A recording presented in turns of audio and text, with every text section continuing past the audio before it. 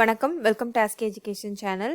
இந்த வீடியோ பதிவில் நம்ம 12ஆம் வகுப்பு கணினி அறிவியல் பாடப்புத்தகத்தில் இருக்க பாடம் 12 வினவல் அமைப்பு மொழி, அதாவது எஸ்கியூஎல் ஸ்ட்ரக்சர் குவெரி லாங்குவேஜ் அப்படின்னு சொல்லுவோம். ஸோ இந்த எஸ்கியூஎல் பாடத்தில் இருக்க மதிப்பீட்டின் கீழே இருக்க அனைத்து பகுதிகளுக்கான விடைகளை வந்து இந்த வீடியோ பதிவில் பார்க்க போகிறோம். ஸோ இந்த பாடத்திற்கான டீச்சிங் வீடியோஸ் எதுவும் நான் அப்லோட் பண்ணல. அதுக்கு பதிலாக இந்த வினாக்களுக்கான விடைகள் பார்க்கும்போது அதற்கான தெளிவான விளக்கங்களையும் வந்து நான் உங்களுக்கு தரேன். ஸோ இந்த வீடியோவை ஸ்கிப் பண்ணாமல் முழுமையாக பாருங்கள். அண்ட் இந்த பாடத்திற்கான இது வந்து பார்ட் 1 வீடியோ, சரிங்களா? அண்ட் உங்கள் பாடம் 12ஆம் வகுப்பு கணினி அறிவியலுக்கான அனைத்து பாடங்களுக்கான வீடியோஸ் இருக்க பிளேலிஸ்ட் லிங்க் வந்து நான் இந்த இடத்துல கொடுக்குறேன். அந்த லிங்கை பயன்படுத்தி நீங்கள் மற்ற பாடத்துக்கான வீடியோஸை பார்த்து பயன்பெறலாம். இந்த பாடத்தில் முதல்ல பகுதி ஆக்கான விடைகள் பார்க்கலாம். முதல் கேள்வி, எந்த கட்டளைகள் அட்டவணை வடிவமைப்பை உருவாக்குதல், உறவு நிலையை நீக்குதல் மற்றும் உறவு நிலை திட்ட வடிவமைப்பை மாற்றுதல் போன்ற செயற்பாடுகளுக்கான வரையறைகளை வழங்குகிறது அப்படின்னு கேட்டிருக்காங்க. ஸோ இதற்கான சரியான விடை பார்த்தீங்கன்னா DDL, டேட்டா டெஃபினிஷன் லாங்குவேஜ் அப்படின்னு சொல்லுவோம். ஸோ DDL தான் இதற்கான விடை. இரண்டாவது, எந்த கட்டளை அட்டவணையின் வடிவமைப்பை மாற்றி அமைக்க அனுமதிக்கிறது சொல்கிறாங்க. ஸோ ஒரு அட்டவணையின் வடிவமைப்பை மாற்றுவதை வந்து ஆல்டர் கமாண்ட் தான் யூஸ் பண்ணும். ஸோ ஆல்டர் டேபிள் அப்படின்ற கட்டளை தான் வந்து பயன்படுத்துகிறோம். ஸோ ஆல்டர் என்பது தான் விடை. மூன்றாவது, அட்டவணையை நீக்க பயன்படுத்த வேண்டிய கட்டளை எது அப்படின்னு கேட்டிருக்காங்க. ஸோ ஒரு அட்டவணையை நீக்குவதற்கு நம்ம ட்ராப் கமாண்ட் தான் வந்து யூஸ் பண்ணணும். அடுத்து நான்காவது, வினவல்களை உருவாக்க பயன்படுவது எதுன்னு கேட்டிருக்காங்க. ஸோ ஒரு அட்டவணையில் இருக்க தரவுகளிலிருந்து நம்ம கொஞ்சம் சில வினவல்களை தொடுத்து நம்ம வந்து சில பதில்களை வாங்க முடியும். ஸோ அதற்காக பயன்படுத்தும் கட்டளையானது செலக்ட், இந்த கட்டளை தான் வந்து பயன்படுத்துவோம். ஐந்தாவது, ஒரு தரவுத்தளத்தில் உள்ள தரவை வரிசையாக்கம் செய்ய பயன்படும் கிளாஸ் எது அப்படின்னு கேட்டிருக்காங்க. ஸோ இந்த வினவல் கமாண்ட் இருக்குல்ல, அதில் வந்து சில கிளாஸஸ்லாம் பயன்படுத்துவோம். ஸோ தரவை வரிசையாக்கம் செய்வதற்கு நம்ம ஆர்டர் பை அப்படின்ற கமாண்ட் தான் வந்து யூஸ் பண்ணுவோம். அடுத்த பகுதி ஆக்கான விடைகள் பார்க்கலாம். முதல் கேள்வி, 18 வயதிற்கு குறைவாக உள்ள அனைத்து மாணவர்களின் தரவினை வரிசைப்படி தெரிவு செய்யும் ஒரு வினவலை எழுதுக அப்படின்னு கேட்டிருக்காங்க. ஸோ அனைத்து மாணவர்கள் அப்படின்னு சொன்னதால நம்ம செலக்ட் ஸ்டார் ஃப்ரம் ஸ்டூடெண்ட் அப்படின்றத எடுக்கணும். சார் மாணவர்களின் தரவு தான் இல்லையா? ஸோ அந்த டேபிள் பேர் வந்து ஸ்டூடெண்ட் அப்படின்னு தான் இருக்கும். So select star from student and 18 வயதிற்கு குறைவாக உள்ள மாணவர்களின் தரவினை எடுக்கணும். ஸோ அதனால் அந்த ஏஜ் அப்படின்ற அந்த நெடுவரிசை இல்லையா, அதனுடைய அந்த காலம் வச்சு நம்ம கண்டிஷன் எழுதுகிறோம். So where age less than 18, 18 வயதுக்கு குறைவாக இருக்கிறதுனால லெஸ் தென் மட்டும் தான் யூஸ் பண்ணோம், ஈக்குவல் டு எழுதக்கூடாதுங்க. Where age less than 18 and அந்த தரவை வந்து வரிசைப்படுத்தணும்னு சொல்லியிருக்காங்க. ஸோ நம்ம வந்து அந்த ஸ்டூடெண்ட்ஸோட நேமை கொண்டு நம்ம வரிசைப்படுத்தலாம். ஸோ ஆர்டர் பை நேம் அப்படின்னு எழுதிட்டு நம்ம செமிகோலன் போடணும். ஸோ எப்போவுமே வந்து ஒரு கட்டளை எழுதும்போது அது முடிவில் ஒரு செமிகோலன் எழுதணும், அதை மறந்துடாதீங்க. அடுத்து இரண்டாவது, யூனிக் மற்றும் பிரைமரி கீ கட்டுப்பாடுகளை வேறுபடுத்துக அப்படின்னு கேட்டிருக்காங்க. ஸோ யூனிக் கட்டுப்பாடு எதுக்கு பயன்படுத்தணும்? ஒரு குறிப்பிட்ட நெடுவரிசையில் எந்த இரு வரிசைகளும் வந்து ஒரே மதிப்பை கொண்டு இருக்கக்கூடாது, அதை உறுதி செய்வதற்காக தான் வந்து நம்ம யூனிக் அப்படின்ற கட்டுப்பாடு வந்து பயன்படுத்துகிறோம். இப்போ உதாரணமாக பார்த்தீங்கன்னா ஸ்டூடெண்ட் அட்டவணையில் இப்போ அட்மிஷன் நம்பர் இருக்குல்லையா, இப்போ 2 ஸ்டூடெண்ட்க்கு வந்து ஒரே அட்மிஷன் நம்பர் இருக்க முடியாது. அதனால் அந்த அட்மிஷன் நம்பரை வந்து நம்ம யூனிக் கட்டுப்பாடை பயன்படுத்தி நம்ம வந்து எழுதலாம். ஸோ ஒரே சேர்க்கை இரு எண் மாணவர்களுக்கு தரப்படாதது வந்து இது உறுதி செய்யும், சரிங்களா? ஸோ இதை எப்படி எழுதலாம் அப்படின்னு பாருங்க. கிரியேட் டேபிள் ஸ்டூடெண்ட், இதுக்கு உள்ள இருக்கிறது எல்லாமே வந்து நெடுவரிசைகள். இதில் வந்து இந்த அட்மிஷன் நம்பர் அந்த நெடுவரிசை பார்த்தீங்கன்னா அதோட தரவு வகை வந்து இன்டீஜர் அண்ட் அதோட கட்டுப்பாடு பார்த்தீங்கன்னா யூனிக் கட்டுப்பாடு கொடுத்துருக்காங்க. எப்பொழுதுமே யூனிக் கட்டுப்பாடு வந்து கொடுக்கும்போது அது நாட் நல்லா இருக்கணும், சரிங்களா? அதாவது அறிவிக்கப்பட்ட புலன்களுக்கு மட்டும்தான் வந்து அதை பயன்படுத்த முடியும். ஸோ அதனால் அதை நாட் நல் அப்படின்னு நம்ம வந்து ஸ்பெசிஃபை பண்ணணும். ஸோ அதுதான் வந்து இங்கே எழுதியிருக்காங்க. ஓகே, அடுத்தது பிரைமரி கீ கட்டுப்பாடு பார்க்கலாம். ஸோ தரவுத்தளத்தில் வந்து ஒரு முழு பதிவையும் வந்து தனித்தன்மையோடு அடையாளம் காட்ட தான் வந்து நம்ம பிரைமரி கீ வந்து பயன்படும். அந்த ஒரு பதிவு என்பது ஒரு ரெக்கார்டு, அதாவது ஒரு ஸ்டூடெண்ட்டோட கம்ப்ளீட் ரெக்கார்டை தான் வந்து நம்ம தனித்தன்மையாக அடையாளம் காண்றதுக்கு நம்ம இந்த பிரைமரி கீ கட்டுப்பாடு பயன்படுத்தும். அதாவது ஒரு ஸ்டூடெண்ட்டோட பதிவு 2 தடவை வந்து அந்த அட்டவணையில் இடம்பெறாதவாறு இது பார்த்துக்கொள்ளும், சரிங்களா?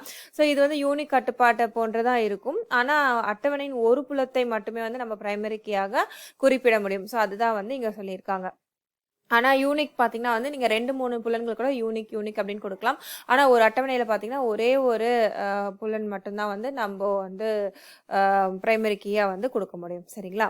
அண்ட் இந்த பிரைமரி கீயும் பார்த்தீங்கன்னா வந்து நல் மதிப்புகளை அனுமதிக்காது. ஸோ அதனால் அந்த நெடுவரிசையை வந்து நம்ம பிரைமரி கீ கட்டுப்பாடு கொடுத்து எழுதும்போது அதையுமே நம்ம நாட் நல் அப்படின்னு கொடுத்து தான் வந்து எழுதணும். ஸோ அதற்கான எடுத்துக்காட்டு தான் இது.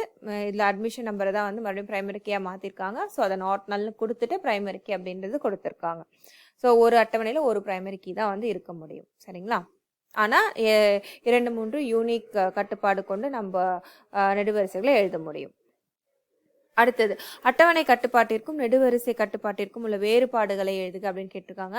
இப்போ நெடுவரிசை கட்டுப்பாடு பார்த்தீங்கன்னா ஒரு தனிப்பட்ட நெடுவரிசைக்கு மட்டும்தான் வந்து அந்த கட்டுப்பாடை வந்து பயன்படுத்த முடியும். ஸோ அந்த நெடுவரிசையில் வந்து இப்போ யூனிக் அப்படின்றது ஒரே ஒரு நெடுவரிசைக்கு மட்டும்தான் வந்து பயன்படுத்தணும் இல்லையா? ஸோ அப்படி பயன்படுத்தும் போது அந்த நெடுவரிசையில் மட்டும் அந்த தரவானது 2-3 தடவை அதாவது ஒன்றுக்கு மேற்பட்ட தடவை வந்து அது இடம்பெறாதவரை அது பார்த்துக்கொள்ளும் இந்த யூனிக் கட்டுப்பாடு பயன்படுத்தும் போது. ஸோ அது வந்து ஒரு சிறந்த எடுத்துக்காட்டு நெடுவரிசை கட்டுப்பாடுக்கு. அட்டவணை கட்டுப்பாடு எதுக்கு பயன்படுத்துறோம் அப்படின்னா அட்டவணை கட்டுப்பாடு வந்து ஒன்று அல்லது அதற்கு மேற்பட்ட நெடுவரிசைகளை சேர்த்து நம்ம வந்து பயன்படுத்த முடியும் இந்த அட்டவணை கட்டுப்பாடுல. ஸோ இதற்கான எடுத்துக்காட்டு பார்க்கும்போது உங்களுக்கு புரியும். ஸோ முதல்ல நம்ம வந்து நெடுவரிசை கட்டுப்பாடு பார்க்கலாம். ஸோ இதுலையுமே அந்த பிரைமரி கீ வந்து அதுவும் யூனிக் அந்த பிரைமரி கீ யூனிக் இது எல்லாமே பார்த்திங்கன்னா வந்து நெடுவரிசை கட்டுப்பாடு தான். ஸோ ஒரே ஒரு நெடுவரிசைக்கு மட்டும்தான் அதை வந்து நம்ம பயன்படுத்துகிறோம். அது நாட் நல்லாகவும் இருக்கணும். ஸோ அதற்கான எடுத்துக்காட்டு இது. அண்ட் அட்டவணை கட்டுப்பாடு பார்த்திங்கன்னா இது 2-3 புலன்களின் குழுவிற்கு வந்து இந்த கட்டுப்பாட்டை வந்து நம்ம பயன்படுத்துகிறோம் இல்லையா? ஸோ இந்த அட்டவணை கட்டுப்பாடை நம்ம எங்கே வந்து சொல்லணும்னா இந்த அட்டவணை வரையறதோட இறுதியில் தான் வந்து கொடுக்க முடியும். அதாவது ஒரு பர்டிகுலர் நெடுவரிசையில் இல்லாமல் இந்த வரையறைக்கு இறுதியில தான் பிரைமரி கீ ஆஃப் அப்படின்றத நம்ம வந்து கொடுக்குறோம். சரிங்களா? இப்படிதான் வந்து டேபிள் கான்ஸ்டன்ட்டை நம்ம சொல்ல முடியும். இந்த எடுத்துக்காட்டில் பார்த்தீங்கன்னா வந்து இந்த ஃபர்ஸ்ட் நேம் இந்த லாஸ்ட் நேம் இந்த 2 நெடுவரிசைகளுக்கு இந்த இரு புலன்களை தான் வந்து நம்ம அட்டவணை கட்டுப்பாட்டு உடையதாக வந்து நம்ம மாற்றி இங்கே எழுதியிருக்கோம். சரிங்களா? So primary key of first name last name அப்படின்றது இங்கே ஸ்பெசிஃபை பண்ணியிருக்கோம். ஸோ இந்த டேபிள் அந்த அட்டவணை வரையறையோட இறுதியில் தான் வந்து இந்த அட்டவணை கட்டுப்பாடை வந்து நம்மளால கொடுக்க முடியும். ஸோ அதை ஞாபகம் வச்சுக்கோங்க. அடுத்தது எந்த எஸ்கியூஎல் கூறு அட்டவணையை உருவாக்கவும் அவற்றின் மதிப்புகளை சேர்க்கும் அனுமதிக்கும் அப்படின்னு கேட்டிருக்காங்க. ஸோ பல எஸ்கியூஎல் கூறுகள் இருக்குது. அதில் வந்து அட்டவணை உருவாக்குவதற்கு பயன்படுத்தப்படும் கூறு எதுனா டிஎம்எல் தரவு கையாளுதல் மொழி தான் வந்து பயன்படுத்துவோம். அண்ட் அதில் மதிப்புகளை சேர்ப்பதற்கு நம்ம எந்த கூறு பயன்படுத்துவோம்னா டிடிஎல் தரவு வரையறை மொழியில அந்த கூறை தான் வந்து நம்ம பயன்படுத்துவோம். அடுத்த 5வது கேள்வி எஸ்கியூஎல் மற்றும் MySQLக்கு உள்ள வேறுபாடுகள் யாவை அப்படின்னு கேட்டிருக்காங்க. ஸோ எஸ்கியூஎல் பார்த்தீங்கன்னா அதோட ஃபுல் ஃபார்ம் வந்து ஸ்ட்ரக்சர் குவரி லாங்குவேஜ் அதாவது வினவல் அமைப்பு மொழி அப்படின்னு சொல்லும். ஸோ இது எதுக்கு பயன்படுத்துகிறோம்னா தரவுத்தளங்களை அணுகுதலுக்கான மொழி தான் வந்து எஸ்கியூஎல். ஆனால் MySQL என்பது பார்த்தீங்கன்னா வந்து அது தரவுத்தள மேலாண்மை அமைப்பு அதை பயன்படுத்துறது. சரிங்களா? ஸோ அந்த MySQL என்பது SQL சர்வர், ஆரக்கல், இன்ஃபார்மெக்ஸ், போஸ்ட்கிரஸ் இது எல்லாமே பார்த்தீங்கன்னா MySQL. இது வந்து ஒரு உறவுநிலை தரவுத்தள மேலாண்மை அமைப்புக்கு பயன்படுத்துகின்ற மொழி. சரிங்களா? ஸோ இதுதான் வந்து இது ரெண்டுத்துக்குமான வித்தியாசம். இது வந்து தரவுத்தளங்களை அணுகுதலுக்கான மொழி, இது வந்து உறவுநிலை தரவுத்தள மேலாண்மை அமைப்புக்கான மொழி. ஓகேவா? அடுத்தது பகுதி ஈக்கான விடைகள் பார்க்கலாம். முதல் கேள்வி கட்டுப்பாடு என்றால் என்ன? பிரைமரி கீ கட்டுப்பாடு பற்றி சிறு குறிப்பு வரைக அப்படின்னு கேட்டிருக்காங்க. கட்டுப்பாடு என்பது என்ன அப்படின்னா அது வந்து ஒரு புலம் அல்லது புலங்களின் தொகுதிக்கு பயன்படுத்தக்கூடிய நிபந்தனையை தான் வந்து நம்ம கட்டுப்பாடுன்னு சொல்லுவோம். அதாவது அந்த புலன் தொகுதிக்கு உள்ள போகின்ற தரவுகள் வந்து ஒரு குறிப்பிட்ட நிபந்தனை உட்படுத்தப்பட்டு அந்த நிபந்தனையை வந்து சரியாக இருக்கும் பட்சத்துல தான் வந்து நம்ம வந்து அந்த தரவை வந்து அந்த அட்டவணையில சேமிக்க முடியும். ஸோ அதை தான் வந்து இங்க சொல்லியிருக்காங்க. ஒரு அட்டவணையில் அமைந்திருக்கும் புலன்களுக்கான தரவுகளை சில கட்டுப்பாடுகளை ஏற்படுத்தி கட்டுப்படுத்தலாம் சொல்றாங்க. ஸோ இந்த துல்லிய தன்மை அதனால வந்து பாதுகாக்கப்படுகிறது. அண்ட் தரவுகளினோட நம்பகத்தன்மையும் வந்து இது உறுதி செய்கிறது அப்படின்னு சொல்றாங்க. அண்ட் கட்டுப்பாடுகள் நெடுவரிசை அல்லது அட்டவணை அளவினதாக இருக்கும். ஸோ இது ஏற்கனவே நமக்கு தெரியும் 2 வகையான கட்டுப்பாடுகள் இருக்கு. நெடுவரிசை கட்டுப்பாடு மற்றும் அட்டவணை கட்டுப்பாடு. இந்த கட்டுப்பாடு எதுக்கு பயன்படுத்துறோம் அப்படின்னா தரவுத்தள ஒருங்கிணைப்பை வந்து உறுதி செய்வதால நம்ம இதை எதை சொல்லணும்னா தரவுத்தள ஒருங்கிணைப்பு கட்டுப்பாடுகள் எனவும் அழைக்கலாம் அப்படின்னு சொல்றாங்க. ஸோ கட்டுப்பாடு என்றால் என்ன என்பதற்கு இதுல இருக்க பாயிண்ட்ஸ் எல்லாமே எழுதுங்க. அண்ட் பிரைமரி கீ கட்டுப்பாடு பற்றி சிறு குறிப்பு வரைக்க அப்படின்னு கேட்டிருக்காங்க. ஸோ பிரைமரி கீ நம்ம ஏற்கனவே நம்ம பார்த்துட்டோம்.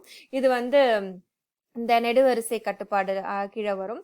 இந்த இதில் பார்த்தீங்கன்னா வந்து ஒரு பதிவை தனித்தன்மையோட அடையாளம் காட்டுதான் வந்து இந்த பிரைமரி கீ கட்டுப்பாடு பயன்படுத்துகிறோம் அப்படின்றத நான் ஏற்கனவே சொல்லியிருக்கேன். அண்ட் அதுவுமே வந்து நாட் நல்லா இருக்கணும் அப்படின்றதும் நம்ம வந்து படிச்சிருக்கோம். ஸோ அதற்கான எடுத்துக்காட்டை எழுதி அதோட விளக்கத்தையும் வந்து எழுதிடுங்க. சரிங்களா? அடுத்தது ஒரு புதிய புலத்தை சேர்ப்பதன் மூலம் மாணவர் அட்டவணை கட்டமைப்பை மாற்றி அமைக்க ஒரு எஸ்கியூஎல் கூற்றை எழுதுக அப்படின்னு சொல்றாங்க. ஸோ ஒரு மாணவர் அட்டவணை இருக்கு, ஆல்ரெடி இருக்கு. அதுல வந்து ஒரு புதிய புலத்தை சேர்ப்பதற்கான அந்த மாற்றி அமைப்பதற்கான கூற்றை வந்து எழுதணும், எஸ்கியூஎல் கூற்று எழுதணும். ஸோ அதுக்கு நம்ம எந்த கூற்று எழுதணும்னா ஆல்டர் டேபிள் கூற்று தான் வந்து பயன்படுத்தணும். So alter table name, add column name, data type, size, இதுதான் வந்து இந்த கட்டளை தான் நம்ம பயன்படுத்த முடியும். ஸோ ஆல்டர் டேபிள் பக்கத்தில் டேபிள் நேமை குறிப்பிடணும். அண்ட் எந்த காலத்தை வந்து ஆட் பண்ணணுமோ அதை வந்து ஆட் பக்கத்தில் அந்த காலம் நேமை ஸ்பெசிஃபை பண்ணிட்டு அதனுடைய தரவு வகை டேட்டா டைப்பையும் அது எந்த சைஸில் இருக்கோ அந்த சைஸையும் குறிப்பிடலாம். ஸோ இது வந்து இந்த டேட்டா டைப்பையும் இந்த சைஸ் இருக்குல்ல, இது வந்து ஆப்ஷனல், இது கொடுக்க வேண்டிய அவசியம் கிடையாது. நம்ம காலம் நேமும் டேட்டா டைப் மட்டும் கொடுத்தா போதும். ஸோ மாணவர் அட்டவணையில் வந்து ஏற்கனவே நிறைய புலன்கள் இருக்குது. இதில் வந்து ஒரு அட்ரஸ் அப்படின்ற ஒரு புலனை வந்து சேர்ப்பதற்கு கூற்று எப்படி எழுதணும்னா இப்படி தான் எழுத போகிறோம். ஸோ ஆல்டர் டேபிள், அந்த அட்டவணை பேர் வந்து ஸ்டூடெண்ட், ஆட் இந்த புதிய புலன் பேர் வந்து அட்ரஸ், சரிங்களா? அண்ட் அதோட தரவு வகை பார்த்தீங்கன்னா கேரக்டர். ஸோ அதுதான் வந்து நம்ம இந்த மாதிரி எழுதுவோம். Alter table student add address char அப்படின்றத நம்ம எழுதுறோம். மறக்காமல் செமிகாலன் எழுதுங்க. ஓகேவா? அடுத்தது ஏதேனும் 3 DDL கட்டளைகளை எழுதுக அப்படின்னு சொல்லியிருக்காங்க. ஸோ தரவு வரையறை மொழி கீழே வரும் அந்த DDL கட்டளைகள் வந்து கிரியேட், ஆல்டர், ட்ராப், ட்ரங்கேட். இதில் கிரியேட் பார்த்தீங்கன்னா வந்து ஒரு தரவு தளத்தில் அட்டவணைகளை உருவாக்குவதற்கு நம்ம கிரியேட் யூஸ் பண்ணணும். அண்ட் அதனோட வடிவமைப்பை மாற்றுவதற்கு நம்ம ஆல்டர் அப்படின்னு யூஸ் பண்ணணும். அந்த தரவு தளத்தில் உள்ள அட்டவணைகளை நீக்குவதற்கு நம்ம வந்து ட்ராப் கமாண்ட் யூஸ் பண்ணணும்.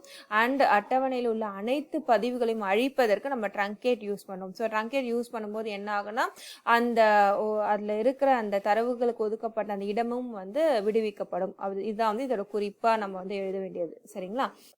4வது கேள்வி, சேவ் பாயிண்ட் கட்டளையின் பயன்பாட்டை ஒரு எடுத்துக்காட்டுடன் எழுதுக அப்படின்னு கேட்டிருக்காங்க.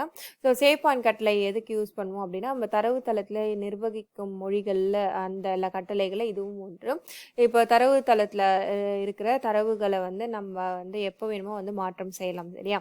ஸோ அவ்வாறு வந்து நம்ம நிறைய பரிவர்த்தனைகள் செய்யும் போது என்ன ஆகும்னா, நம்ம ஒரு குறிப்பிட்ட பரிவர்த்தனை செய்யும் போது அந்த நிலையை வந்து சேமிப்பதற்கு நம்ம சேவ் பாயிண்ட் கட்டளை வந்து பயன்படுத்துவோம்.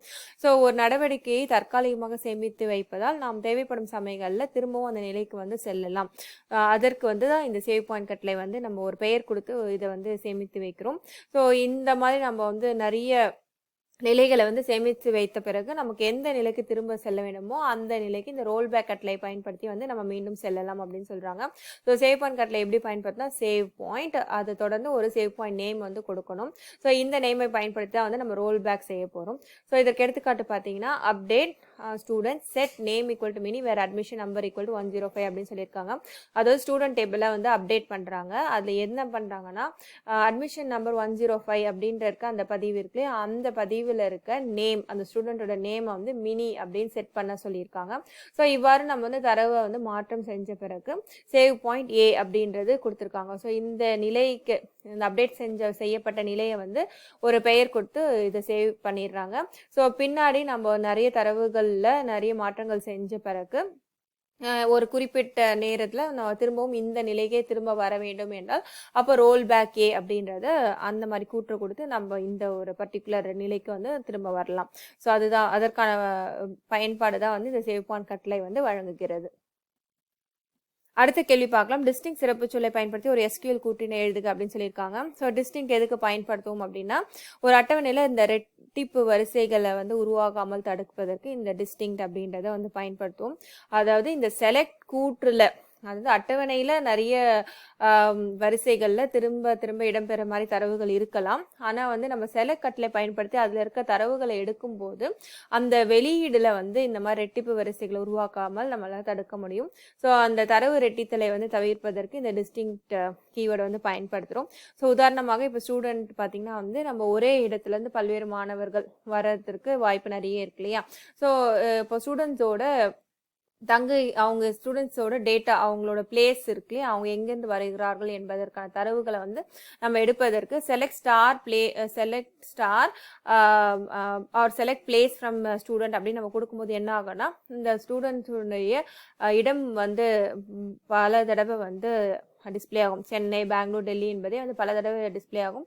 நமக்கு வந்து எந்தெந்த இடங்கள்ல இருந்து வருகிறார்கள் என்பது மட்டும் தெரிஞ்சா போதும் அப்படின்னா வந்து அப்போ நம்ம select star distinct place from student அப்படின்றது கொடுக்கும். ஸோ அப்போ வந்து அந்த இடமானது ஒரு தடவை தான் வந்து வெளியீட்டில் தோன்றும். ஸோ சென்னையிலேருந்து ஒரு 10 மாணவர்கள் வந்தாலும் ஒரு தடவை தான் சென்னை என்பது தோணும். ஸோ இவ்வாறாக நம்மளால இந்த சிறப்பு சொல்லை பயன்படுத்தி அந்த தரவை வந்து ரெட்டித்தலை வந்து நம்மளால தவிர்க்க முடியும் அப்படின்றது சொல்லியிருக்காங்க. பகுதி ஈக்கான விடைகளை நம்ம அடுத்த வீடியோ பதிவில் பார்க்கலாம். தேங்க்யூ ஃபார் வாட்சிங் திஸ் வீடியோ.